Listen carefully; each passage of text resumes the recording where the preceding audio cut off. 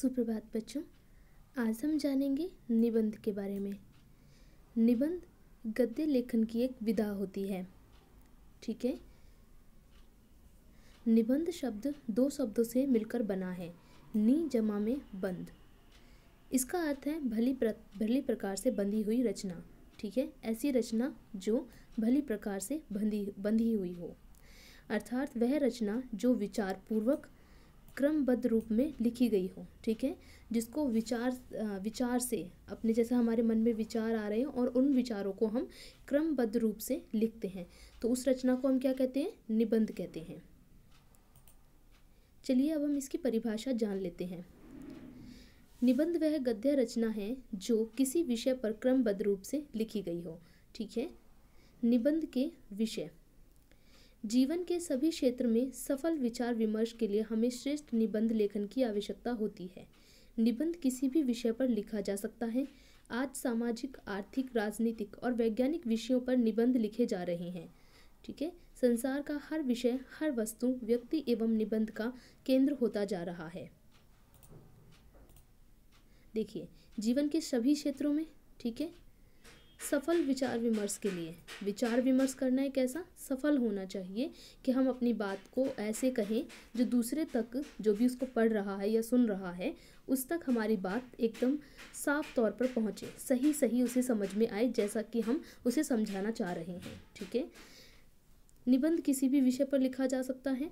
आज के समय में सामाजिक रूप में भी लिखा है, आर्थिक में भी, राजनीतिक रूप से भी, वैज्ञानिक विषयों पर भी लिखा जा रहा है। संसार का हर विषय, हर एक विषय, हर वस्तु और व्यक्ति निबंध का केंद्र हो रहे हैं। ठीक है। तो किसी भी विषय पर लिख सकते हैं, किसी भी वस्तु पर लिख सकते हैं, किसी भी व्यक्ति पर लिखे जा सकते हैं। अच्छा निबंध कैसे लिखें? अच्छा निबंध लिखने के प्रमुख नियम। सबसे पहले, निबंध लेखन से पूर्व विषय पर विचार करें। ठीक है। निबंध लेखन से पूर्व विषय पर विचार करना होता है। हमें विषय पहले अच्छे से हम समझेंगे। जब हम विषय समझ में आएगा तभी तो हम विषय के बारे में लिखेंगे। जैसे मान लो हमारा विषय है गाय। अब हमें यही नहीं पता कि गाय क्या होती है, और हमने सोचा चलो हो सकता है जिसे हम शेर कहते हैं शायद ये गाय हो, तो हम क्या लिख देंगे? जो गाय है वो जंगल का राजा है और वो दहाड़ती है, और यही हम बता सकते हैं वो मांसाहारी है, तो सारा गलत हो जाएगा। इसलिए हमें विषय पर पहले ध्यान से विचार करना चाहिए। हमें समझना चाहिए कि विषय क्या है। भाषा सरल और स्पष्ट होनी चाहिए। भाषा कैसी होनी चाहिए? एक तो सरल होनी चाहिए और एकदम स्पष्ट होनी चाहिए, ताकि पढ़ने वाला उसे ठीक से पढ़ सके और हम जो कहना चाहते हैं वो उस तक आसानी से पहुंच सके। विचारों को क्रमबद्ध रूप से स्पष्ट करना चाहिए। विचार जो है वो क्रमबद्ध होने चाहिए। ऐसा नहीं है कि हमने जैसे वर्षा के बारे में लिखा, वर्षा हो रही है, ठीक है, वर्षा के समय जैसे वर्षा शुरू हुई तो उससे पहले क्या था? काले बादल छाए। हमने शुरुआत कहाँ से करी कि आकाश में काले बादल छाए, उसके बाद वर्षा हुई। अगर हम ये लिख देंगे पहले वर्षा हुई, ठीक है, हम लिखेंगे वर्षा हुई और फिर काले बादल छा गए, तो ये उल्टा क्रम चल रहा है। तो इसलिए कथा जो हमने बात कही है वो हमेशा क्रमबद्ध होनी चाहिए।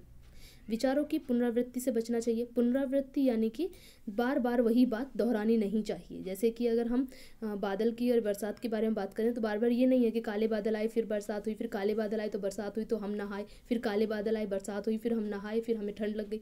तो ये बार बार एक ही लाइन को बार बार नहीं बोलना है। इसी पुनरावृत्ति से हमें बचना होता है। ठीक है, आगे देखते हैं। लिखने के बाद उसे पढ़िए, उसमें आवश्यकता अनुसार सुधार कीजिए। लिखने के बाद हमें उसे पढ़ के देखना होता है कि कहीं हमने उसमें कुछ गलत तो नहीं लिख दिया, क्योंकि कई बार ऐसा होता है कि हम अपनी धुन में लिखे जाते हैं पर लेकिन हम क्या लिख रहे हैं हमें खुद नहीं पता होता। तो इसलिए हमें लिखने के बाद एक बार पढ़ना चाहिए, ताकि व्याकरण की अशुद्धियाँ, मात्राओं की अशुद्धियाँ और वर्णों की अशुद्धियों को हम ठीक कर सकें। भाषा संबंधित त्रुटियां दूर कीजिए।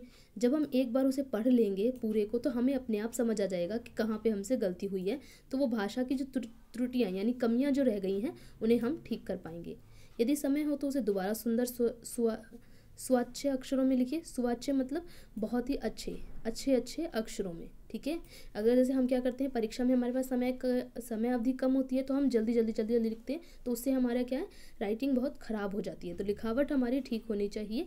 इसके लिए अगर हमारे पास समय बचता है तो हम कोशिश कर सकते हैं कि उसी को हम दोबारा से सुंदर अक्षरों में लिखें। ठीक है, नहीं तो उसे रहने दीजिए, जैसा है आपका वैसे ही रहने दीजिए। नहीं तो क्या होगा, आप उसे भी काट देंगे पहले वाले को, और नया वाला आप लिख नहीं पाएंगे इतना बड़ा। तो जितना आपका पहले से लिखा हुआ है सिर्फ उसी में ही सुधार कीजिए। ठीक है, कोई उपयुक्त कथन याद हो तो उसे यथास्थान जोड़िए। बहुत ही अच्छी बात कही है, उपयुक्त कथन। जैसे कि जो हम लोकोक्तियाँ होती हैं, मुहावरे होते हैं, या जिसे हम कहते हैं ना कि ये तो कहावत है, ऐसे ही कहावत है, तो वो जो कहावत होती है एक तरह से कथन या मुहावरे, अगर वो आपको कहीं पे याद आ रहे हैं और कोई सही जगह है आपकी, तो वहाँ पे आप जोड़ सकते हैं। जैसे आपने किसी चोर के बारे में लिख रहे हैं, पुलिस और चोर की कथा के बारे में आप लिख रहे हैं, एक निबंध लिखा है आपने किसी जगह चोरी होने का, तो आप बोल सकते हैं कि चोर मौका देखते ही 9-2-11 हो गए, अर्थात चोर वहाँ से मौका देखते ही भाग गए। या फिर आप ये कह सकते हैं चोर पुलिस की आंखों में धूल झोंक कर भाग गए। अब इसका मतलब ये नहीं होता कि उन्होंने धूल उठाई मुट्ठी में और आके जाके पुलिस की आंखों में मार दी, नहीं, ऐसा नहीं है। मतलब ये होता है कि वो उन्हें धोखा देकर भाग गए। ठीक है, तो इस तरह से आप मुहावरों को जहाँ आपको ठीक लगते हैं उस जगह पे आप जोड़ सकते हैं। ये आपके लिए आपके निबंध को और अच्छा और आकर्षक बना देते हैं। आगे हैं कुछ ध्यान या फिर याद रखने वाली बातें, जैसे निबंध परीक्षा कॉपी के 2 या 3 पेज से अधिक ना हो। निबंध कभी भी ज़्यादा बड़ा नहीं होना चाहिए। आप अभी छोटी क्लास के हैं तो 2-3 पेज तो बड़ी क्लासेस के लिए होते, बड़ी कक्षाओं के लिए हैं। आप अगर 2 पेज में करते हैं, जैसे एक पूरा पेज, उसके आगे और पीछे दोनों तरफ से, ठीक है, या फिर आगे पीछे और तीसरा जो नया पेज आता है उसका एक साइड, तो इस तरह से आप 3 पेज में कर सकते हैं। इससे बड़ा नहीं होना चाहिए। पॉइंट वाइज अर्थात शीर्षकों में लिखिए। आपकी जो बात होएगी, जो भी आपने पंक्तियाँ लिखी हैं वो आपकी क्रम से होनी चाहिए। जैसे आपने डाला नंबर 1, फिर आपने अपनी पूरी बात कह दी। ठीक है, जैसे अगर आप गाय के ऊपर लिख रहे हैं तो गाय हमारी माता है। ठीक है, नंबर 2 पे आप लिखेंगे गाय के 2 सिंग और 2 कान होते हैं। ठीक है, इसी तरह से आप अपने लाइन में क्रम के अनुसार लिखेंगे। जैसे 1 नंबर डाल के आपने लिख दिया, नंबर 2 डाल के आपने लिख दिया, तो इस तरह से भी लिख सकते हैं। शीर्षकों को रेखांकित यानी अंडरलाइन करना ना भूलें। जो आप ये लिखते हैं, जैसे अगर आपने अक्षरों में ऐसे गिनती में लिखा, आपने जैसे 1 नंबर डाल दिया, फिर उसके बाद में लिखा, ये पूरा कर सकते हैं। शीर्षकों का अर्थार्थ होता है, ये बड़ी कक्षाओं के लिए होता है। जैसे कि वो क्या करते हैं, जैसे गाय के बारे में उन्होंने लिखना शुरू किया, तो सबसे पहले वो लिखेंगे गाय का परिचय, तो उन्होंने लिख दिया यहाँ पे परिचय। ठीक है, ये सब लिख दिया उन्होंने। फिर उसके बाद क्या है, वो इसको रेखांकित करेंगे, फिर अपनी बात कहना आरंभ करेंगे। तो फिर यहाँ तक वो अपनी बात कहते रहेंगे। अगला उनका शीर्षक आएगा, ये तो उन्होंने परिचय दे दिया। अब आएगी उसकी विशेषताएं, गाय की विशेषताएं क्या हैं, तो वो यहाँ पे लिख देंगे विशेषताएं। ठीक है, इस तरह से लिख करके फिर इसको वो रेखांकित करके फिर अपनी पूरी बात कहना आरंभ करेंगे। तो इस तरह से ये होता है। ठीक है, तो आपको यहाँ पे ऐसे नहीं लिखने हैं, आपको शीर्षक में नहीं लिखना है, आपको बस बिंदुओं में अपनी बातें कहनी है, पॉइंट में। ठीक है, बिंदुओं में आपको अपनी बातें कहनी है। जैसे आपने 1 पॉइंट डाल दिया, नंबर 1, फिर अपनी पूरी बात कह लिया आपने, 1 वाक्य 1 लाइन कह लिया, फिर 2 नंबर, फिर अपना 1 वाक्य कह लिया। तो इस तरह से आप इसे बिंदुओं में लिख सकते हैं।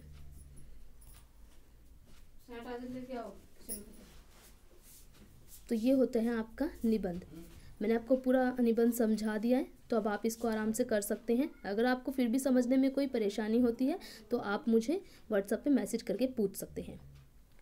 ये जो मैंने एक बात बता देती हूँ, मैंने जो ये पॉइंट वाली बात कही है, ये पॉइंट वाली बात जो मैंने कहा अभी बताया था, 1-2 नंबर डाल के जो लाइनें लिखनी है, ये लिखेंगे कक्षा तीसरी।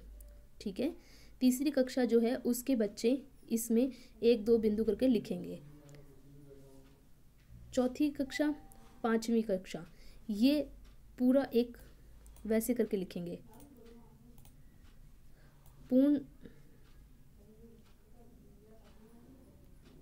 पूर्ण वाक्य के रूप में। जैसे कोई गद्यांश होता है ना, तो उस गद्यांश की तरह आपको लिखना है ये। जैसे आपने अनुच्छेद लिखा था, यहाँ आपने लिख दिया अपना निबंध का शीर्षक, उसे रेखांकित कर दिया, फिर उसके बाद अपनी पूरी बात ऐसे कहते हुए जाना है आपको वाक्यानुसार। ठीक है, कहीं पे भी आपका ऐसा नहीं है कि आपने 1 नंबर डाल दिया, 2 नंबर डाल दिया, वो सिर्फ कक्षा 3 के लिए है। आप ऐसा पूरा कहेंगे। जहाँ आपको लगता है कि हाँ आपका ये जो गद्यांश है पूर्ण हुआ, उसके बाद आप अगला गद्यांश जो आपका होगा वो यहाँ से शुरू करेंगे, यहाँ से नहीं, यहाँ से। ठीक है, ये आपका पेज है, पेज के आगे बाईं ओर थोड़ी सी जगह छोड़ के अपनी लाइन अगली शुरू करेंगे।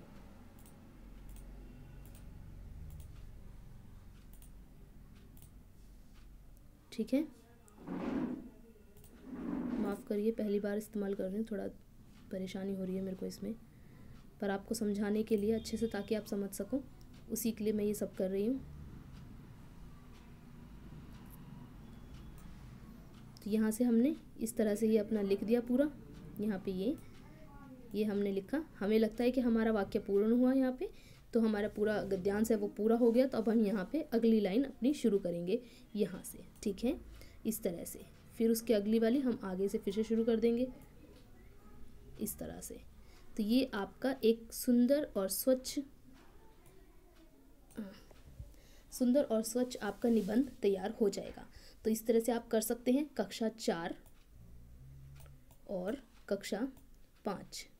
ठीक है, कक्षा 4 और 5 आपको इस तरह से करना है, और कक्षा 3 वो अपनी बातें बिंदुओं में कहेंगे।